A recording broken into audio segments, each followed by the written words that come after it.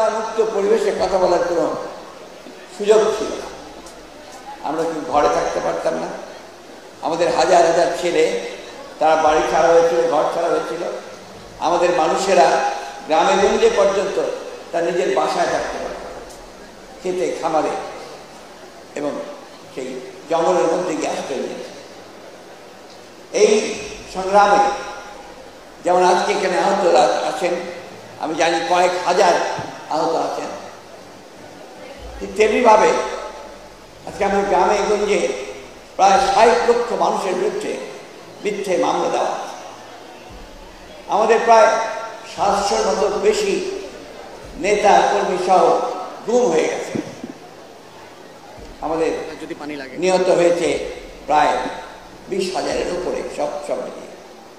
এই একটা আত্মত্যাগ, যুদ্ধ, সংগ্রাম, লড়াই এর মধ্য দিয়ে কিন্তু আমরা এই জায়গায় আজকে এসে পৌঁছেছি। ৫ মাস পরে অনেকেই জিজ্ঞাসা করছেন যে আমাদের অর্জন কি? অর্জন হচ্ছে আজকে আমরা এখানে দাঁড়িয়ে নিঃসংকোচে কোনো নির্ভয়ে আমরা কথা বলতে পারছি, এটাই আমাদের একটা বড় বিজয়।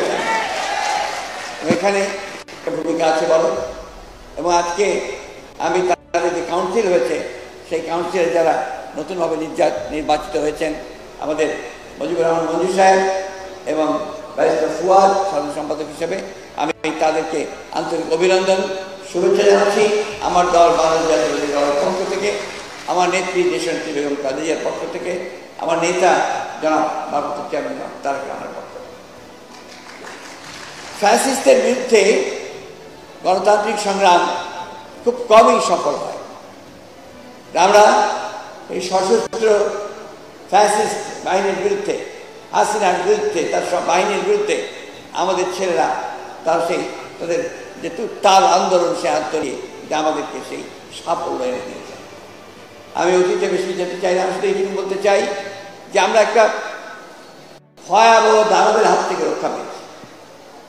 আজকে একটা পরিবেশ এসছে, যে পরিবেশে আমরা আবার নতুন করে বাংলাদেশকে নির্মাণ করবার স্বপ্ন দেখছি, কথা বলছি।